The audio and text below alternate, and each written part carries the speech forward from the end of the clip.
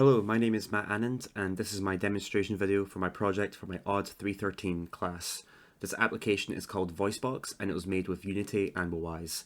VoiceBox is a language-independent character voice generator, so think of how characters sound in Undertale and Animal Crossing, how they don't actually say any language. And this application uses real voices, and the user is able to control the pitch, reverb, and distortion of the selected voices. Let me show you. So as you see here, once we click the Create New Voice button in the main menu, you're taken to the actual VoiceBox page. And you can see here, you can select your voice from 4 voices here, 2 male and 2 female. We're just going to keep male voice 1 selected, and if you press play, you can hear that it's just like different vowels, the A, E, I, O, U, but said but in a random order. You can change the pitch, reverb, and distortion of these sliders here.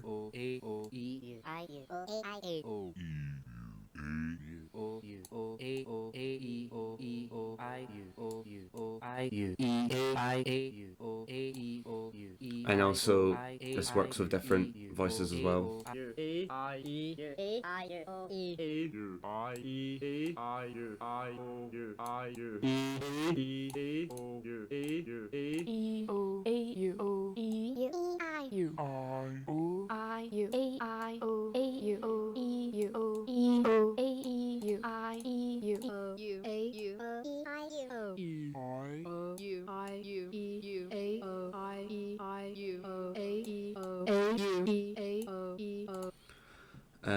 There's also different presets here you can choose from as well. You've got the default one, which just when you click it, it will take you to how you opened up the software. The baby one, which the team,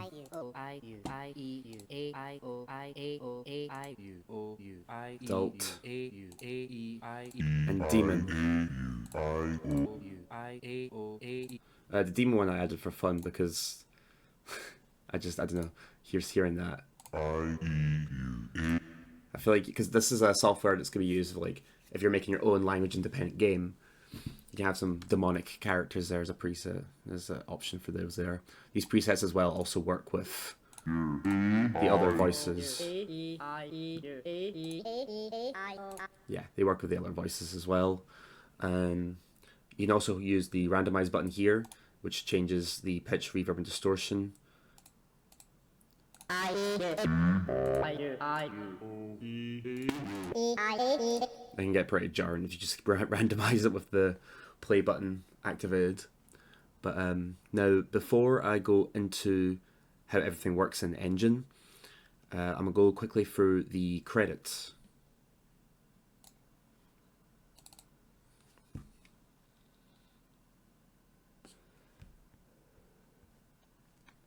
So when you in the main menu, you can press the credits button. This will take you to here. Obviously, I did the programming, audio, and user interface. I also recorded the first male voice, if you couldn't tell. My flatmate, Matt McGrath, recorded the second male voice. My partner, Kit Mullen, recorded the first female voice, and the second female voice was recorded by my other flatmate, Kalila Bulali. The special thanks section, Dr. Christos Mikalikos. I don't know if I'm pronouncing your name right, sorry. That's my lecture. I thought I should add him here since he's the reason why this project exists. And Lewis Docherty, who was a student who did AUD313 last year, who created the Footstepper, which I got inspiration from for making my own project, VoiceBox. I thought I should add him here as well. Okay, so now going into the engine, I'm going to quickly go through the scripts here. Go through the buttons one. This is just the main script that controls the buttons. You can see my reference here. This also has my reference to the Wise stuff as well, like the RTPC graphs. Over here you can see the randomized values. When you press the randomize button, it does this. Takes the slider, apply the changes. Take a randomized value, randomize all the values, send it to Wise as well, so the graphs will match up. Apply the UI changes to the visualization panel over here, which displays what values here with the numbers, and also tells you if the audio is playing or not. Going over, we'll see we've got the voice presets. This is what actually before I go over there, we'll do the voice selection. This is the drop down, so when you click on any of the voices on the voices selection drop down menu, it will take what voice you selected and will play it basically. There you go, it plays the voice that was selected in the drop down menu. It'll update it. That's actually the update text, but it just changes the text in the visualization panel. When you press the play button, it will actually play the sound. The same kind of thing as well happens with the voice presets. You choose from the drop down menu and it will change the presets of the pitch, reverb and distortion slider. And here the different scripts for distortion control, reverb control and pitch control. Takes a reference from the RTPC graph, and when you move the slider, it will send wise what the area should be, the selector should be on the graph, and then project what value is on there to the pitch, for example. Same thing with reverb and distortion. Onto the whys now. We'll start off by talking about the random containers I've used. In the actor mixer hierarchy, as you see here, the female 1, 2, and the male 1 and 2 voices are all random containers with individual sound clips of the vowels A, E, I, O, U being in the container. You can also see here that I've made the random containers loop, so it doesn't just stop after each vowel is said, or after a clip is said, it will just stop. The reason why I chose a random container as well is so the vowels that are being said will change each time. It won't just go down A, E, I, O, U. And as you see here, the naming as well, I've just to make stuff easy for me, I put their names of the people who recorded them, like as for example Kit, A, Kit, just to label it for me, make it easier. Now I'm going to go over to talk about the different effects, for example the pitch, the reverb and distortion.